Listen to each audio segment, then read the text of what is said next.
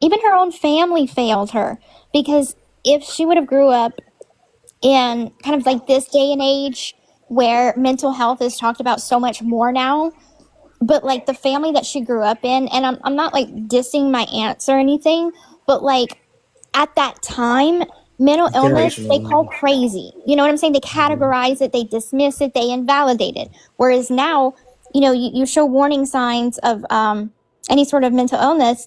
There are therapists, and there were therapists back then, I'm sure, but it's just so much more accepted now, where people don't call mental illness crazy anymore. That's like socially unacceptable now. Um, and I mean, and maybe that's why they hate me to this. Like, they didn't hate me when I got arrested, which is, people are like, well, the Petries and the way they feel about you. The thing is like when Mike was saying he visited with my family and he came to Louisiana, he didn't just talk to the Blanchards. He talked to the Petries, and my aunt, my face on it, that was like support Gypsy or Team Gypsy or something like that. Like, I wish I still had, Christy probably still has the pictures. So my Aunt Darla and my Aunt Claudia, they hate me now. And they only hate me now because I spilled so many family secrets in my book about the molestation. I called Claude out when nobody else in the family would.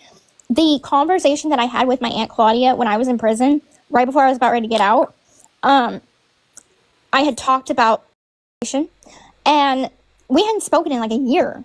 And as soon as she picked up the phone, the first thing she says is, "So what's up with this shit?"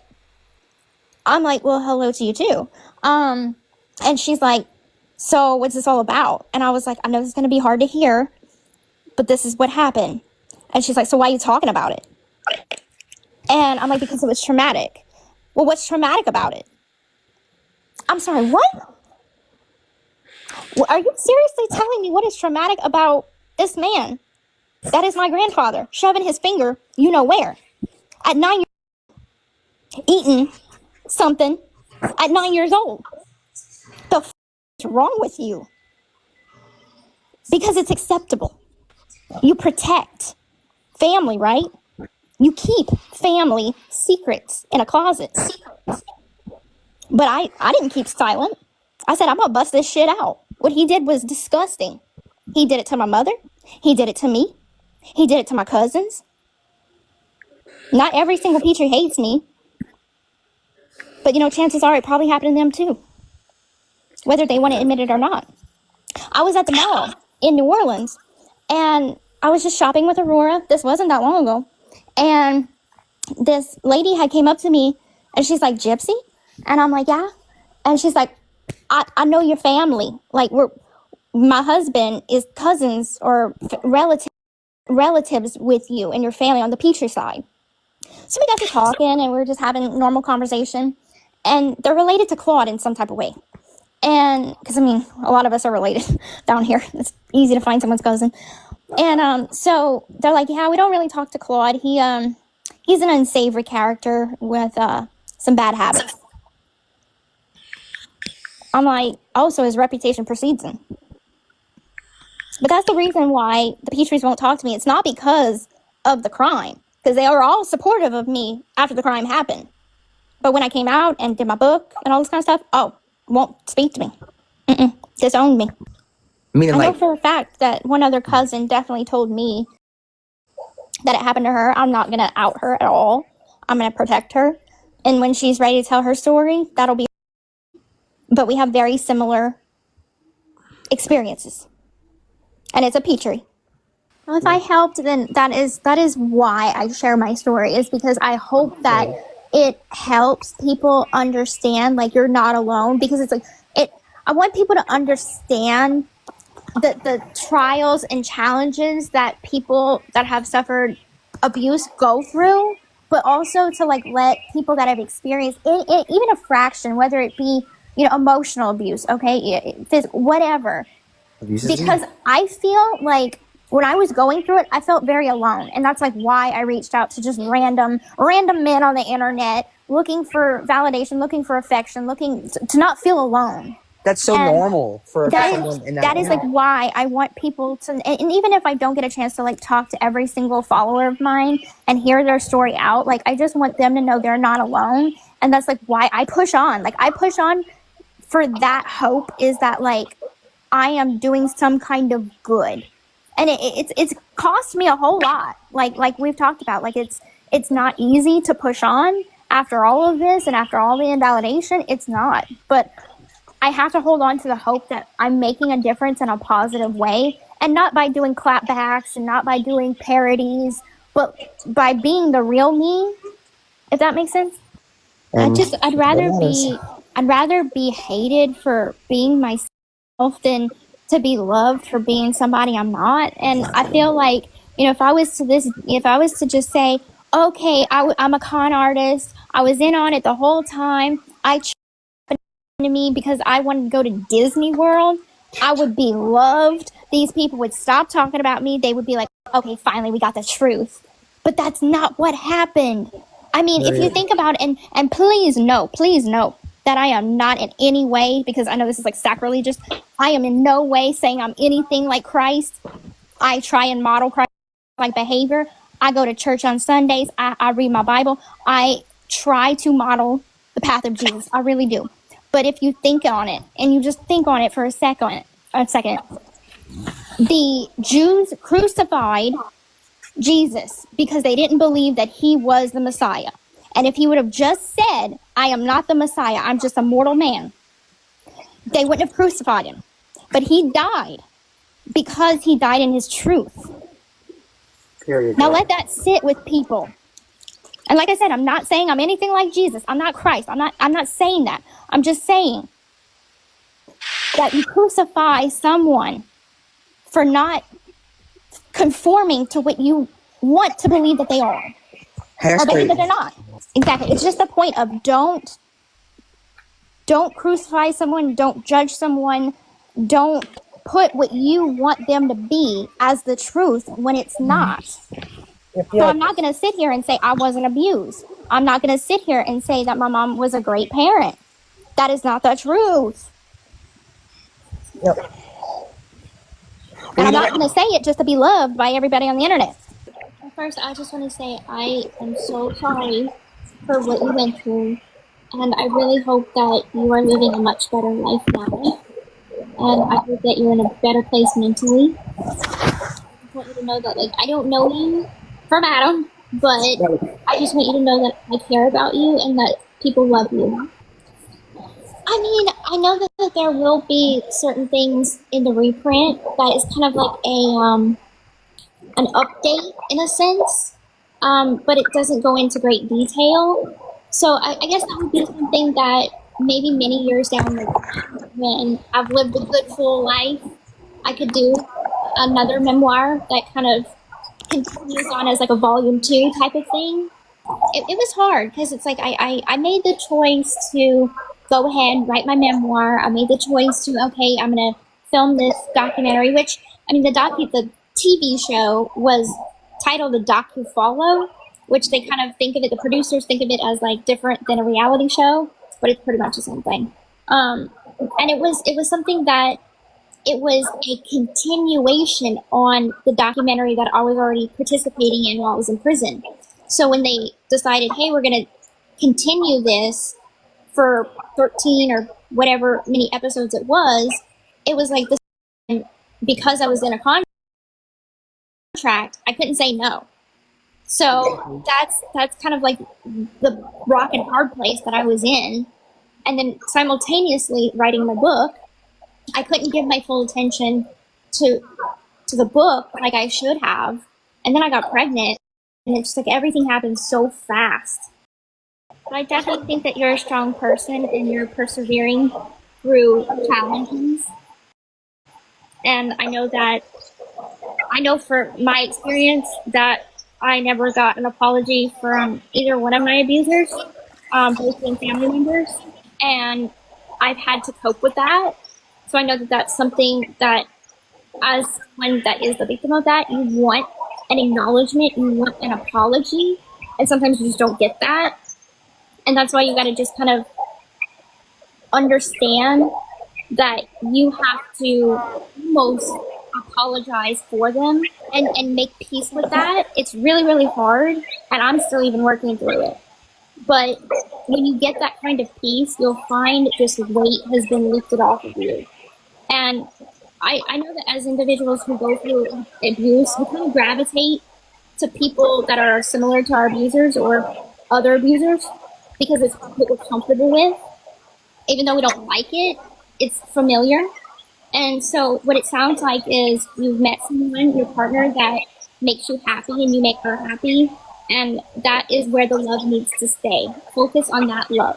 I think that so many people that that judge, like, oh, I'm too eager to talk about it. But it's like for almost 24 years, I wasn't allowed to. So it's like as soon as I had the opportunity, I'm like, I'm talking and I'm not shutting up. Thank you. I have my shortcomings, but like I know I'm a fucking good mom. Like I know that I put my effort in. Like yes, thank you. I think the hardest question I've ever been asked was, "Do you feel free?" I think that's a loaded question that I think changes all the time, and I think it's because when I first was released, they asked me, "Do you feel free?" And I'm like, I feel a new freedom, which is obviously I'm out of prison. But I was on parole. So I wasn't truly free.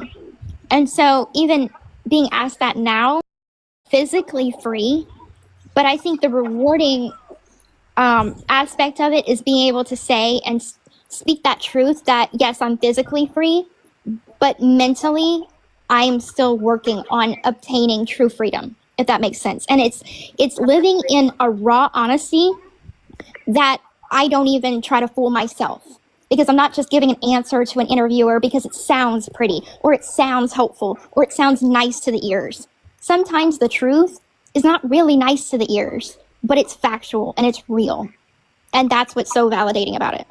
Yeah, it's rewarding not to have to lie, if that makes sense. Like, you don't have to lie, you don't have to put on a mask, you don't have to put on a front. You could just say how it is, speak your truth, living your truth, and the reward is not having to put a mask on and just, review open and saying, this is me. Well, I'm not really talented at much. I always seem to. I'm a klutz, and I always say if it could be fucked up, I'd probably fuck it up. So I'm not really talented at much. But as an aspiration for the future, I definitely, even if I didn't have my daughter or a partner, I would love to see the 7 wonders of the world. I have an interest in travel. That's really nice. I would just really like to visit all the places that I've dreamed of visiting. Yeah. I mean, definitely, just kind of seeing the sights, because it's like I've watched TV pretty much my whole life. So it's like I have seen all of these things through a screen. Yeah. And it's one thing to see it through a screen, but it's another to actually, stand at the edge of the world, as they say, and look down a canyon or look up a mountain and just see how tiny we really are in comparison to the beauty of the world. Yeah, I have. It probably won't be for many. I think that after, I kind of live a little bit more and wait till Aurora is all grown and, I'm at a nice old age, write all of my final thoughts and lessons that I've learned, because I can't write a book right now, right after writing my memoir, because it's I still haven't learned everything, where I feel like at the end of my life, I will have more life lessons to share. So it probably, I've thought about it, but it wouldn't be for quite some time. I don't need to know the month or anything, because that doesn't matter. The point that I'm trying to make is the cosmetology, if I was in prison at this time, because the prison emails, I couldn't be accepted into cosmetology school because I didn't have a GED. And then when COVID happened, this would have been 2020, okay? So by 2020, I still didn't have my GED. When COVID happened, the prison completely disabled cosmetology school at Chillicothe Correctional Center. I graduated in 2021. By then, cosmetology school was never coming back to Chillicothe. So I was never able to do cosmetology school hairdresser, not because of scoliosis. I always joked, oh, I'm too short or whatever. That was a joke. But I was not able to do that because of COVID and the fact that I didn't have a GED. So I don't know anything about scoliosis affecting me being a hairdresser. That's not a thing. And this would have been while I was in prison, or? Yeah. Okay, no. There was never a seizure medication in prison. I was buying a medication. Bree, can I say that medication on here? Yeah, that's fine. Okay, I was buying Suboxone. So Suboxone was being brought in by inmates and guards because inmates get high on that. Yes, it is a medication to get people off opiates, but when you're not using it, like you need it to get off of drugs, you get high off of it. So I was in my addiction of getting high. It was not for seizure medication. I had borrowed $50 from Christy. I lied to Christy. I told her that I broke a girl's CD player because I needed an excuse for Christy to give me $50. And I used that $50 to buy Suboxone to get high. The only time I ever took a seizure medication was when I was first arrested, and the state paid for that. Right. Okay, So, so the state, when upon arrest, there was no trace of seizure medication in my bloodstream. And so they gave me a dose of Keppra upon arrest. And so the first phone call I probably had with my dad, or the next few phone calls while I was in Waukesha County Jail, I probably did tell him, yeah, I don't know if it cost me anything or blah, blah, blah. I mean, it was a decade ago, so I don't remember specifics, but that's the last time I ever took seizure medication was over a decade ago. Believe it or not, I actually do have a few good memories with my mom. And one of them being that there was this certain kind of it's a clover flower type of thing. It grows where clovers are. And you know those white little flowers? There was a spot in City Park here in Louisiana. It's near New Orleans. And when I was little, my mom used to take me to City Park. And we would lay in the clover field. And she would make me a crown of clovers all woven together. And we would have a clover fight. Whenever you grab the clovers and you throw it at each other. That was a good, happy memory. For the rest of my life, I really hope that I could rise above even more than I already have and become a better version of myself, of myself. And what I mean by that is I hope that one day, because I don't see it in myself right now, but I hope to be someone that I could look in the mirror and actually be proud of, and not just say I'm proud of myself because it gets me through the night, but actually look at myself and have the same view of myself as my family does. And I feel like when I get there, then that means I'm doing some good in the world by doing things for other people, because I think that I find my worth in helping people. And I feel right now I'm not in the best of the ability that I wish I could be. So hopefully someday I could actually advocate and people actually listen to me and make a difference. When it comes down to it, anyone that supports me, I think we could all collectively agree, nobody supports murder. Nobody is supporting that. Nobody is saying, hey, you did the right thing. Absolutely nobody. None of my friends, none of my family, no supporter. They're not supporting the crime. And I think that's what people, that the haters think that support is. Nobody is supporting the crime. They are supporting the perseverance to move forward and create a better life and become a better person as a second chance. They are supporting a second chance. Yep. Exactly. That's why when Keeney's on today, they're okay. They justify. No, nobody's justifying. Everybody can say, hey, yeah, murder is wrong. Nobody should commit murder. We all collectively understand that. And at the end of the day, regardless of how abused I was, how this, that, and the other, my mother's life should have never been taken. And I own that. And I admit to that. And I understand that. But I cannot put my family and the life that I have created on the back burner to tell every single person that says you should have been in prison and stayed in prison, okay, yes, I'm a murderer. I deserve to rot in hell. I'm just going to crawl up in a ball and eat myself. I have a partner that loves me. I have a dad. I have a stepmother. I have a sister. I have a brother that all are supporting me to push on and be a better person. My dad is a no-nonsense, tell it like it is. He's a man of few words, but whenever he has something to say, he gives it to me straight. And he's not afraid to hurt my feelings. He'll say, boo, I love you, but you did wrong. You fucked up, and now you got to make it right. I mean, it's just the that way... That man has been through a lot.